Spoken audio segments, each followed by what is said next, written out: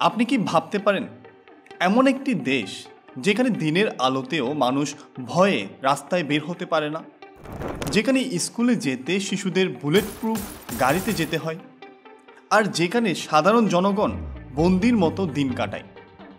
এমন এক ভয়াবহ দেশের নাম হাইতি। এদিকে আমাদের বাংলাদেশেও নিরাপত্তার অবস্থা ভালো নয়। দিন দিন চুরি, ছিনতাই আর সন্ত্রাস আমাদের জীবনকে দুর্বিষহ করে তুলেছে।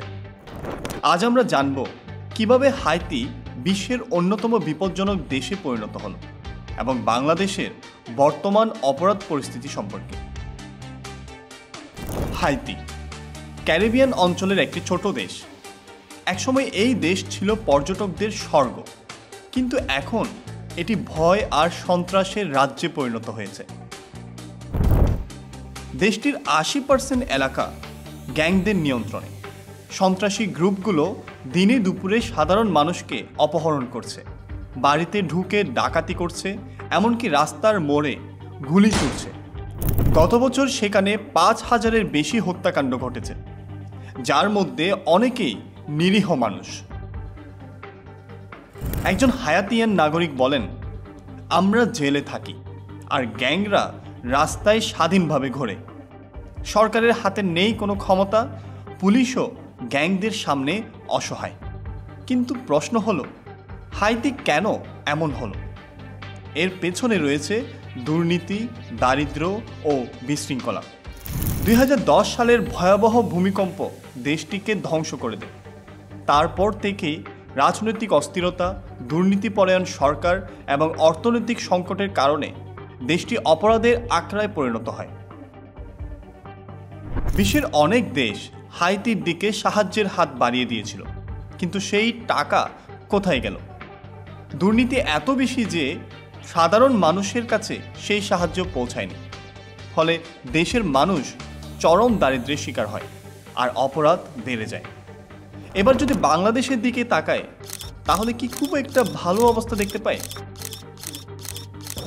একটা সময় ঢাকা শহর রাতের বেলা নিরাপদ ছিল, মানুষ নিশ্চিন্তে চলাফেরা করত। কিন্তু এখন চুরি, ছিনতাই, ডাকাতি ভয়াবহভাবে বেড়ে গেছে। রাজধানী ঢাকা সহ দেশের বিভিন্ন শহরে প্রতিদিন ঘটছে ছিনতাই ও হত্যাকাণ্ডের ঘটনা। বিশেষ করে মোটরসাইকেল ছিনতাই, ব্যাগ কেটে টাকা পয়সা হাতিয়ে নেওয়া এবং সন্ধ্যার পর গলিপথে ডাকাতির ঘটনা বেড়েই চলেছে। শুধু গত কয়েকদিনেই ঢাকায় শতাধিক ছিনতাইয়ের ঘটনায় সাধারণ মানুষ আহত বা নিহত হয়েছেন এবং তার সাথে ঘটেছে দিনে দুপুরে ধর্ষণের মতো নেক্কারজনক ঘটনা।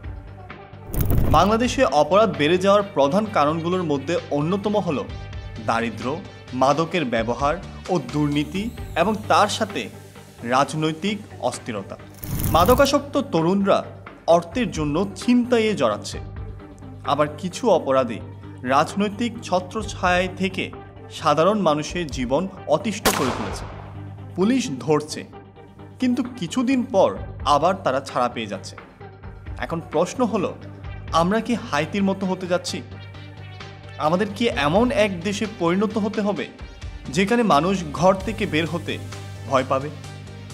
হাইতি আজকের অবস্থায় পৌঁছেছে দুর্নীতি, দারিদ্র্য আর অপরাধীদের নিয়ন্ত্রণহীন ক্ষমতার কারণে। বাংলাদেশে যদি এসব নিয়ন্ত্রণ করা না হয়, তাহলে ভবিষ্যতে আমাদেরও একই পরিণতি হতে পারে। তাই এখনই সময় আমাদের প্রশাসনকে কঠোর ব্যবস্থা নিতে হবে, অপরাধীদের শাস্তি নিশ্চিত করতে হবে এবং সাধারণ মানুষের নিরাপত্তা ফিরিয়ে আনতে হবে। এই পরিস্থিতির কিভাবে পরিবর্তন সম্ভব? আপনার কি মতামত?